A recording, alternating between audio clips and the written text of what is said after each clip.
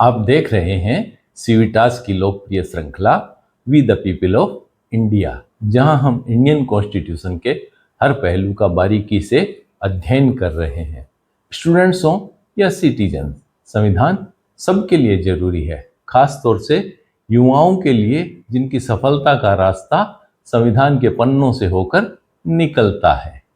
आज हम जानेंगे संविधान का सबसे महत्वपूर्ण भाग चैप्टर 3, जिसमें फंडामेंटल राइट्स बताए गए हैं।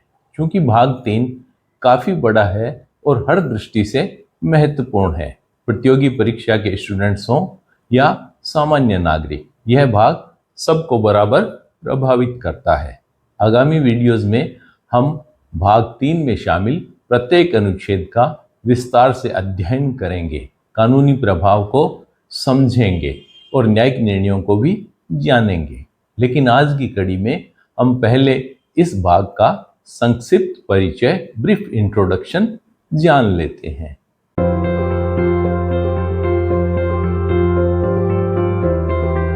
कल्पना कीजिए आप एक ऐसे देश में हैं जहां सरकार जब चाहे आपको जेल में डाल दे, जहां आपको अपनी बात कहने की आज़ादी न हो और जहां आपके साथ सिर्फ इसलिए भेदभाव हो कि आप किसी अन्य जाति, दूसरे धर्म या लिंग के हैं। इससे भी बड़ी बात, आपकी कोई सुनवाई न हो। सोचने मात्र से ही डर लगता है। राजशाही का वक्त याद आता है। दुनिया में आज भी ऐसे कई देश हैं जहां कमोबेश ऐसी स्थिति है। आपकी छोटी सी गलती सर धड़ से जुदा। लेकिन खुशकिस्मती है हमारी, आप और हम भारत में हैं, खुलकर सांस ले रहे हैं, बेखौफ होकर सरकार से सवाल पूछ रहे हैं, सम्मान के साथ जी रहे हैं। जानते हैं क्यों? क्योंकि हमारे पास है भारत का मैग्ना कार्टा, यानी संविधान का भाग 3, जिसमें बताए गए हैं हमारे मौलिक अधिकार, फंडामेंटल राइट्स। ये अधिकार सिर्फ कानून नहीं है, ये हर भारतीय की ढाल है। यह भाग आर्टिकल 12 से 35 तक विस्तारित है। दोस्तों, भाग 3 में अनुच्छेद 12 और 13 से ही असली खेल शुरू होता है। मौलिक अधिकार देने से पहले संविधान 2 बहुत जरूरी बुनियाद तय करता है। ये बुनियाद आर्टिकल 12 और 13 में डिफाइन है। आर्टिकल 12 हमें बताता है आपके अधिकार किसी व्यक्ति के विरुद्ध नहीं, समुदाय के विरुद्ध नहीं, बल्कि राज्य के विरुद्ध है। यदि राज्य आपके मौलिक अधिकार छीनता है तो उसके कानूनी उपचार उपलब्ध हैं। इसी अनुच्छेद में परिभाषा दी गई है राज्य की, यानी स्टेट की। राज्य का मतलब सिर्फ सरकार नहीं, बल्कि संसद, पुलिस, सरकारी कंपनियां, हर वो अथॉरिटी जो आपके अधिकारों को छीन सकती है। और फिर आता है अनुच्छेद 13, आर्टिकल 13। ये मेरा पर्सनल फेवरेट आर्टिकल है। यह सुप्रीम कोर्ट को पावर देता है कि अगर देश की संसद कोई ऐसा कानून बनाती है जो आपके मौलिक अधिकार छीनता है या कम करता है, तो कोर्ट उस कानून को कचरे के डिब्बे में डाल सकता है, वर्ड डिक्लेयर कर सकता है। क्यों? मानते हैं ना हमारे संविधान की ताकत को, जिसके आगे बड़ी से बड़ी सत्ता सरकारों को सिर झुकाना पड़ता है। आगे बढ़ते हैं, शुरू करते हैं मौलिक अधिकारों का संक्षिप्त परिचय। जानते हैं, समझते हैं आर्टिकल 14 से 32 तक। याद रखिए, संविधान लागू होने के समय हमें 7 मौलिक अधिकार मिले थे। यूं कहा जा सकता है मूल संविधान में 7 मौलिक अधिकार थे, लेकिन आज हमारे पास 6 मौलिक अधिकार हैं। ऐसा क्यों? दरअसल 44वें संविधान संशोधन द्वारा संपत्ति के मौलिक अधिकार को समाप्त कर दिया गया था। उसे अब महज लीगल राइट माना गया है। चलिए अब फंडामेंटल राइट्स को आसान भाषा में समझते हैं। समानता का अधिकार, यानी राइट ऑफ इक्वलिटी। इस देश में सबको बराबरी का हक है और यह बताया गया है अनुच्छेद 14 यानी 14 से 18 में। आर्टिकल 14 के अनुसार कानून की नज़र में सब बराबर हैं। आर्टिकल 15 कहता है धर्म, जाति, लिंग या जन्म स्थान के आधार पर कोई भेदभाव नहीं होगा। आर्टिकल 16 के अनुसार सरकारी नौकरियों में सबको बराबर मौके मिलेंगे। आर्टिकल 17 कहता है छुआछूत यानी अनटचेबिलिटी का पूरी तरह से खात्मा होगा। आर्टिकल 18 ने देश में ब्रिटिश कालीन की उन उपाधियों को समाप्त कर दिया जो छोटे बड़े का भाव पैदा करती थी। कौन सी उपाधियां? जैसे सर, रायजादा, साहब, नवाब साहब, राजा साहब इत्यादि। इस स्वतंत्र देश में अब सभी बराबर के नागरिक हैं।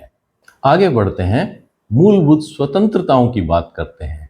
आर्टिकल 19 से 22 तक मौलिक स्वतंत्रताओं का उल्लेख है।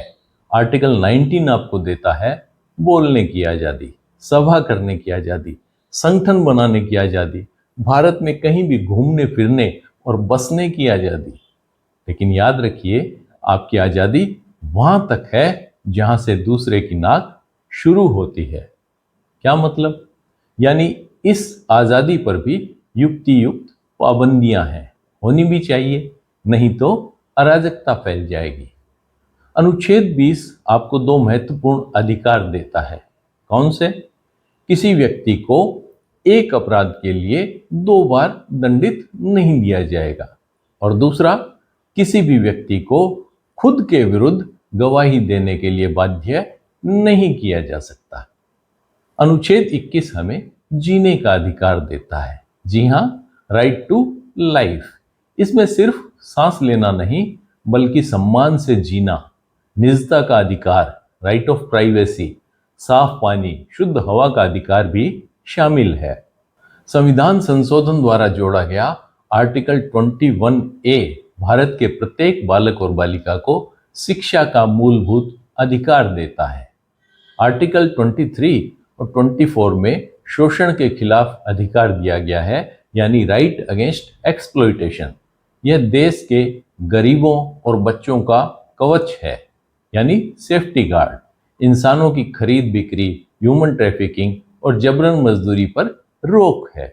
देश में अब कोई राजाशाही की तरह बेगार नहीं करवा सकता। यही अधिकार हमें बताता है कि 14 साल से कम उम्र के बच्चों को खतरनाक काम में लगाना कानूनन अपराध है। आर्टिकल 25 से लेकर 28 तक धार्मिक स्वतंत्रता का अधिकार है, right to freedom of religion. हमने संविधान के प्रियम्बल वाले भाग में जाना था, भारत एक सेकुलर कंट्री है, धर्मनिरपेक्ष देश है। अनुच्छेद 25 आपको हक देता है कि आप अपनी पसंद के किसी भी भगवान को माने, उसकी पूजा करें या उसके धर्म का प्रचार करें। आर्टिकल 29 और 30 में संस्कृति और शिक्षा के अधिकार दिए गए हैं। हमारा देश विविधताओं से भरा पड़ा है। यह अधिकार माइनॉरिटीज को अपनी भाषा, लिपि और संस्कृति को बचाने के साथ अपने शिक्षण संस्थान चलाने का अधिकार देता है। फिर आता है इस भाग का सबसे महत्वपूर्ण आर्टिकल, जिसे डॉक्टर अंबेडकर ने संविधान की आत्मा, संविधान का हृदय बताया था। जी हां, article 32, right to constitutional remedies, संवैधानिक उपचारों का अधिकार।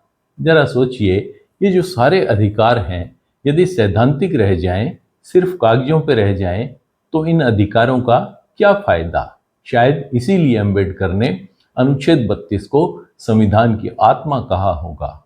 अगर कोई आपका अधिकार, जो मौलिक अधिकार है, उसे छीनता है, तो इस आर्टिकल के तहत आप सीधे सुप्रीम कोर्ट का दरवाजा खटखटा सकते हैं और कोर्ट रिट जारी करके आपके अधिकार आपको वापस दिलाएगा। क्यों? है ना सबसे महत्वपूर्ण आर्टिकल, आर्टिकल 32। लेकिन रुकिए, क्या ये अधिकार हर परिस्थिति में सबको मिलते हैं? जी नहीं। तो फिर यहां बात करते हैं आर्टिकल 33 और 34 की। आर्टिकल 33 संसद को यह ताकत देता है कि वो हमारे देश के सैनिकों, पुलिस और खुफिया एजेंसियों के मौलिक अधिकारों पर थोड़ी पाबंदी लगा सके, ताकि देश में अनुशासन बना रहे। और अनुच्छेद 34, आर्टिकल 34 कहता है, अगर देश के किसी हिस्से में मार्शल लॉ या मिलिट्री रूल्स लगा है, तो वहां आम नागरिकों के बेसिक फंडामेंटल राइट्स को सीमित किया जा सकता है, कंट्रोल किया जा सकता है। इस प्रकार आर्टिकल 35 भी संसद को अधिकार देता है कि वह देश हित में मौलिक अधिकारों के संबंध में कानून बना सकती है, लेकिन अपनी सीमाओं के भीतर रहते हुए। तो दोस्तों, संविधान का भाग 3 सिर्फ एक कानूनी दस्तावेज नहीं है, यह इस बात की गारंटी है कि इस देश में हुकूमत किसी राजा या तानाशाह की नहीं बल्कि कानून की है। यहाँ विधि का शासन है। दूसरे अर्थों में कहूँ तो यह भाग हमें प्रजा से बदलकर एक आजाद देश का नागरिक बनाता है। यूं कहिए, स्वतंत्र भारत में यही हमारी ताकत है। उम्मीद करता हूं आपके ज्ञान में अभिवृद्धि हुई होगी। संविधान के भाग 3 का संक्षिप्त परिचय आपको समझ आ गया हो तो कमेंट में जरूर बताएं। सिविटास के पिछले सभी वीडियोस के लिंक डिस्क्रिप्शन में दिए गए हैं, आप उन्हें देख सकते हैं। आज के लिए इतना ही। We the people of India की सीरीज में अगली कड़ी में एक नए टॉपिक के साथ फिर मिलते हैं। हमारे साथ बने रहिए, अपना बहुत ख्याल रखिए।